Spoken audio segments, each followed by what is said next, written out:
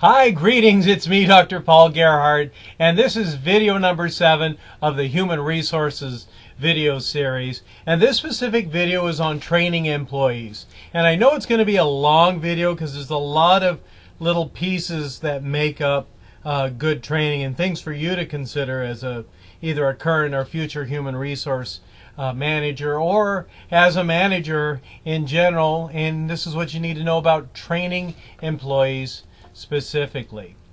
So in this video we're going to talk about assessing needs, understand how to make sure employees are ready for training, how to plan effective training. We're going to talk about different training methods that are out there and what implementing a successful training program looks like, and then evaluating training programs a little bit. So a little bit of review on some basic terms. Training is an organization's planned efforts to help employees acquire job-related knowledge, skills, abilities, and behaviors with the goal of applying these on the job. Training can benefit the organization when it's linked to organizational needs, and it also helps motivate employees. Employees who understand how to do things well generally are a lot more effective and motivated to doing things, as you probably know.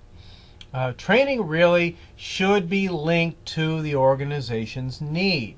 And these days, all organizations are constantly changing and changing and changing in order to stay competitive in this global environment. And that rapid change means that employees need to continue to learn and update their skills.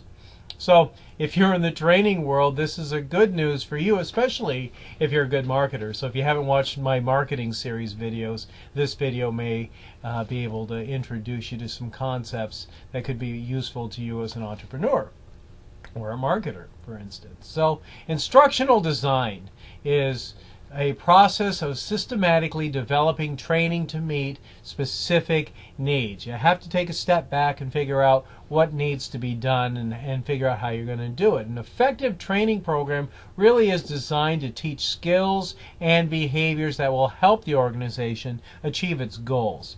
And human resource professionals are usually the ones in the organization that are either doing the training or hiring the people to do the training. So let's get started by talking about the stages of organizational design. First, you've got to assess what the needs are needed for the training.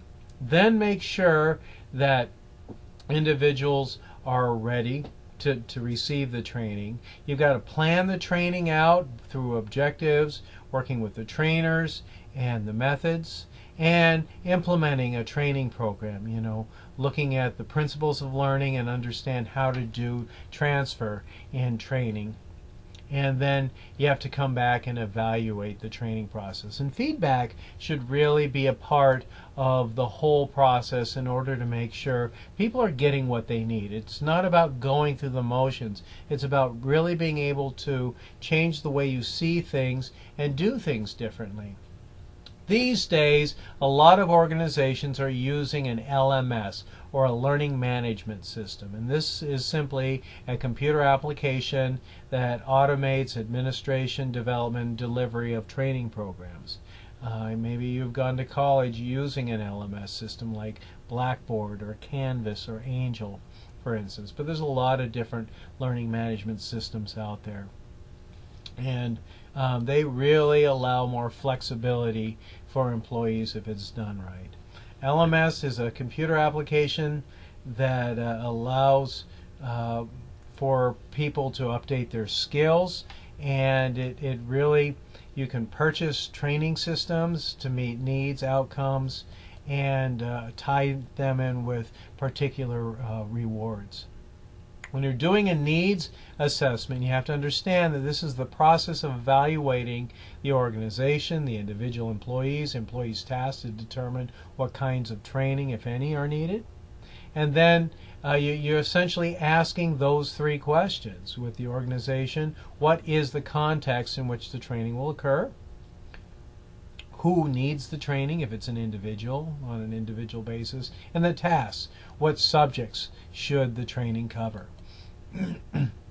from an organizational analysis perspective, it's about making sure you have the right kind of a training, and that it really helps meet the organization's strategy. And you have to figure out what resources are available, and then make sure that you've got the right support in the training. You can't do things just halfway. You really have to plan things out. Training is not as easy as a lot of people think. When you're doing a person analysis, you really have to ask yourself 3 questions. 1, do performance deficiencies result from a lack of knowledge, skill, or ability? 2, who needs the training? And 3, are these employees ready for the training? When doing a task analysis, it's the process of identifying and analyzing the task to be trained. And to carry out the task analysis, you've got to consider the following conditions. 1, the job's equipment and environment. 2, time constraints. 3, safety considerations. And 4, performance standards. So when you're getting ready and you're assessing readiness for a training, you need to make sure that you've got a positive work environment that really helps permit the training to be effective.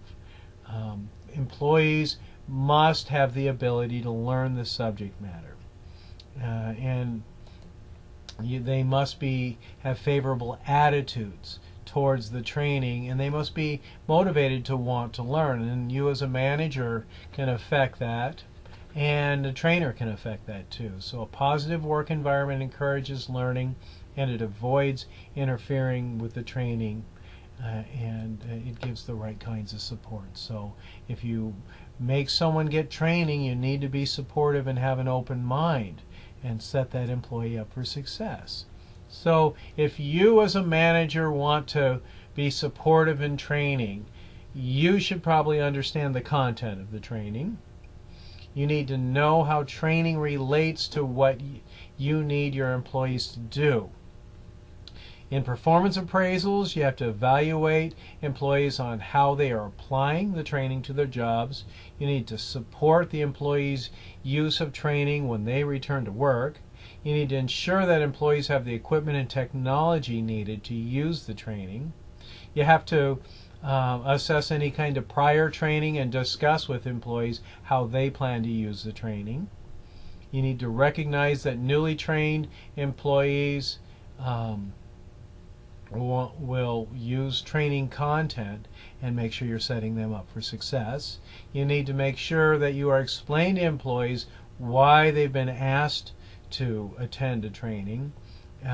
You got to give employees feedback related to skills or behaviors that they're trying to develop, and very often maybe you could be the trainer as a manager, and so it kind of gives you a different perspective, and it helps employees maybe appreciate their boss better if you do a good job. So when you're planning the training program, it really starts with establishing objectives for the training, and it's based on those objectives that you as the planner will decide who will provide the training, what topics the training will cover, and the training methods to use, and then how to evaluate the training. That's a big one. So training objectives include your expectations, the quality or level of acceptable performance, conditions under which the employee is to apply what he or she has learned. You need to have measurable performance standards and make sure that the necessary resources are available to carry out the desired performance or outcome. So very often you either hire vendors who complete an RFP, or the training is done internally. And so sometimes internal people can be the best choice, or sometimes external. So you kind of have to weigh those things out. There are some basic categories of training that should be considered. The method, for instance, in which they're going to do is going to be hands-on. Is it going to be group team building? Is it going to be lectures, workshops? Will there be video clips, podcasts, websites? Is it on the job? Are they doing role plays or computer games? Is it experiential or team building? And and you got to really take a look at how you're going to teach the specific skills and show how they're related to the job or how to handle an interpersonal issue, and that's my expertise. So a little bit about various training methods. There's audio-visual training, computer-based training with like e-learning, on-the-job apprenticeships and internships. There are simulations like where you use avatars, business games and case studies, behavioral modeling, experiential adventure programs, team training, cross-training, coordination, action learning, and then traditional classroom learning. So classroom learning is the one that my major one that I'm most familiar with out of all these, and I've done essentially each of those different methods, but allows you to train employees at different locations. Sometimes we use video conferencing, emails, instant messaging, sharing software, web cameras. So the interaction could be limited in many different ways depending on what you have. So you need to make sure that with on-the-job training that you're giving people an opportunity to understand why they're doing what they're doing, and then have a chance to practice what it is that they're learning, and that you can observe it and assess to make sure that the learning is sticking. An apprenticeship is another form of training that many organizations use, where they teach job skills, with a combination of on the job and in the classroom. And then internships are another big one, and those are often associated with educational institutions and academic programs. Simulations is training that's done virtually, and you use avatars and a virtual reality in order to understand how things work. Sometimes business games and case studies, where people get detailed descriptions of a particular situation, and they talk about what they would do in those particular situations, and so they're kind of understand things fit together. Behavioral modeling is an effective way to teach interpersonal skills, and it includes role-playing with feedback. Experiential programs are really big, and it allows people to analyze and act out in real-life type situations. Sometimes there's adventure learning associated with that, where people are working on team projects together, and maybe they're working through a challenge or an outdoor activity. So those kinds of things can help build trust among employees, and it kind of flushes out individual talents. So team training is fun if you have the right trainer doing it, and it's about really being able to coordinate performance of individuals, and allows cross-training and coordination training, and allowing people to learn how to be a more effective leader. Action learning is all about working out problem solving with the team, and then committing to an action plan that everybody is accountable for and holding out. Some basic principles of learning are: employees really are most likely to learn when training is linked to their current job experiences and tasks. Employees need a chance to demonstrate and practice what they've learned, and trainees need to understand whether or not they're succeeding, and well-designed training helps people remember the content. Written materials should have an appropriate reading content. So whenever you're developing or using materials, you have to understand who your audience is, who's going to be receiving that training. So you've got to help employees effectively learn, which is the bottom line in training. You've got to communicate the learning objective, and you can do this by demonstrating the performance to be expected, and then giving examples of questions that are going to be answered. You can use distinctive and attention-getting messages, emphasize key points, use pictures, not words. Limit the content of training. Lengthy material should be broken down into chunks. Provide visual images with the course material, and provide opportunities to repeat and practice the material.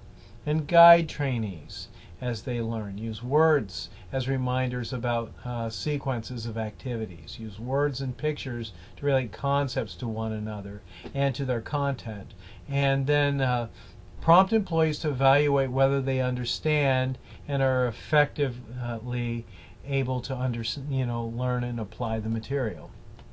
So sometimes you need to elaborate more on the subject. When you're presenting the material, do it in differing contexts and settings. Relate new ideas to previous learned concepts. You've got to link those two already understood concepts together. And then practice in a way where people really can understand the context and the settings. Provide memory cues. Suggest memory aids. Use similar sounds and rhymes as memory cues. So you have to really think about, if you were learning the material, what kinds of things can your brain associate the learning into. And transfer the course content to the workplace. Talk about, discuss, how it could be the concepts could be applied in the workplace. Provide feedback about performance. Well-trained employees accurately understand how they can use their new skill, and if they can't talk about it, they probably really haven't learned it. And so you really have to take time to show how employees have met the objectives of the training so that they feel successful. Transfer and training, on-the-job use of knowledge, skills, and behaviors must be measured, and so you have to ask yourself, do you perform the task? How many times do you perform the task? And to what extent do you perform difficult, challenging learned tasks? So these are common questions that you could ask your employee in the training process. So ultimately, training is only good, a good return on investment, when the training sticks, when people really gain new knowledge and skills, they remember it and they can transfer the information and their performance improves. That really is the best measure of successful training. Training outcomes are information, facts, and techniques and procedures that trainings can recall after the training. You should be able to talk about it and maybe even make time to connect with them and ask questions, to see if they really learned what you hoped they had learned. Skills that trainees can demonstrate in tests or on the job are a good sign that the training stuck. The trainees and the supervisors must feel like the training was successful. Attitudes could be the biggest indicator whether or not the training stuck. People feel good about it. You can see that they're no longer worried about things. They're not talking negatively about team members or their organization. And then you can see individual performance results. That is the big one. So you have to really identify the organization's needs in the trainings and then take a step back as you're developing the training and figure out what kinds of activities would best help the employee be successful. In the workplace, when people are hired, there's an orientation. There should be an orientation, and specific training should be designed in that orientation to help people perform their jobs effectively. And it should also help them understand, more about their organization. Who is it? And talk about all of the established work relationship. The whole objective is to familiarize the new employee with the organization's rules, policies, and procedures, how things are done. Okay, so let's go on and talk about the goals in a 4-stage onboarding process. So you've hired somebody. Now you've made an investment in an individual and you want them to stay with the organization for a long time. So you have to look at the 4 C's: compliance, clarification, culture, and connection. So that's the 4-stage onboarding process. With compliance, that means they have to understand company policies, rules, and regulations. Clarification is about understanding the job and performance expectations. Culture, that's about understanding the company history, traditions, values, norms, and mission. And then connection, understanding and develop working and interpersonal relations. So diversity training is a big one. And I've done a lot of diversity training for a variety of different types of organizations. And it really is important because it helps increase awareness of cultural and ethnic differences and differences in personal characteristics and even physical characteristics. And it helps enhance the respect and valuing of every of the organization's employees. The focus really for diversity training is about behavioral change. It helps give constructive ways to handle communication barriers, conflict, and misunderstandings, and it helps increase cultural immersion. So I've given you a lot of things to consider about training within organizations. So I covered a lot in this 21-minute video. I highly recommend that if this is something that you're interested or you want to know more about, you do further research or go back and watch this video. So I hope you've enjoyed the video. I appreciate your time, and I hope that you have a great day, because only you get to choose how you feel about it. I'm Dr. Paul.